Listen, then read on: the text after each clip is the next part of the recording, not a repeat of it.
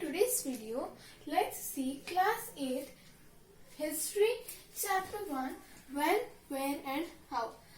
In this video, we'll be covering periodization of history. Why do we need to periodize history? Modern history is also known as colonial period. Why? An overview of the modern age and key features of modern age. So let's start with our first topic, that is periodization of history. History can be divided or periodized as ancient period 3500 BCE to 647 CE.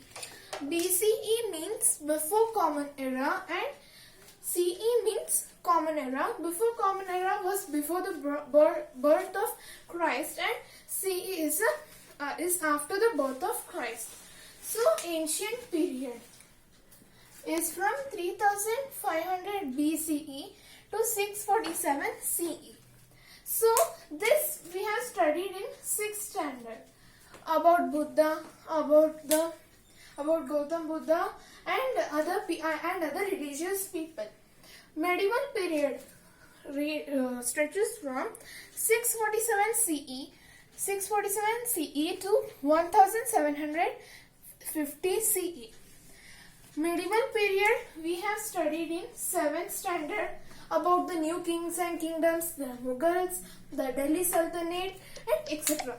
So in modern period of history, 1750 CE to 1947 CE.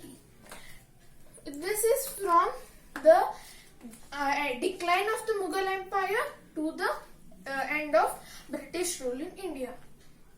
So, in class 8, we all will learn about the modern history. Modern history is nothing but modern period. In this, we will be mainly covering the before going to that, let's see why do we need to periodize history. History is periodized to make it easy for us to study. Now, think that if the whole history, let it be ancient, medieval or modern, all were mixed. Now, after one incident of ancient, after that it was modern incident, incident from modern period and other was from medieval. Would it be easy to understand? No, right? So only we periodize history. Historians have periodized that. So now in class 8 we will be learning about modern history. So modern history is also called as colonial period. Why? The word colonial means to be under external control. Now colonial, the word itself means to be under the external control. Now to relate the meaning, India was under an external power, that is British. Now external control was British here, British in India.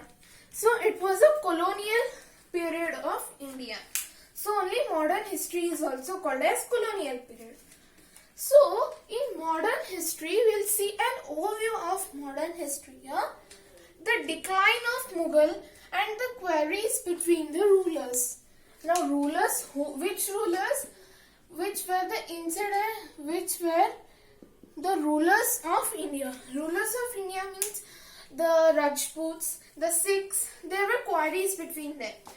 Now, rising power of the British in India. So, modern history is marked by the decline of Mughals and it ends with the partition of colonial period. So, next overview could be rising power of the British in India. The British rose to power. Now, British in India had come because of trading. Their main reason why they came was for trading. But they saw the queries between the rulers in India, so they started trying to rule over India. Apart from British, French, Dutch,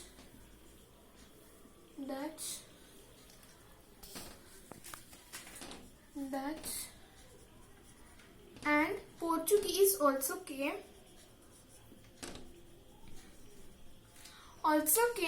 to trade with India, but they did not rule over India. They just finished the trade and moved because they had no interest to move, but the British excluded them. So these were out of the competition, but they also traded with India. So about the impact of their rule on economy, society and culture of India. What the impact of the British rule in India on economy, society and the cultures of India. Now about the independence movement.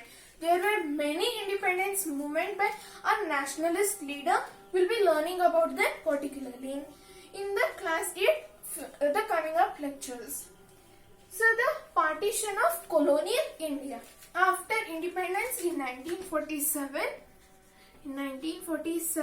we got independence, and after that India got distributed into India was one country and the other was Pakistan. One was India and one was Pakistan. So we'll be studying what were the queries between the leaders, why did some wanted the partition to happen whereas some did not want it. So we will see a few key features or what changes happened in the modern period. The main changes are industrialization, urbanization, rising of nationalism. In Indian perspective, in Indians it was nationalism movement. The shift to democracy. There were many rulers who wanted democracy, so they added democracy as a form of government. And scientific and technological progress. So in this, let's summarize this video. We learned periodization.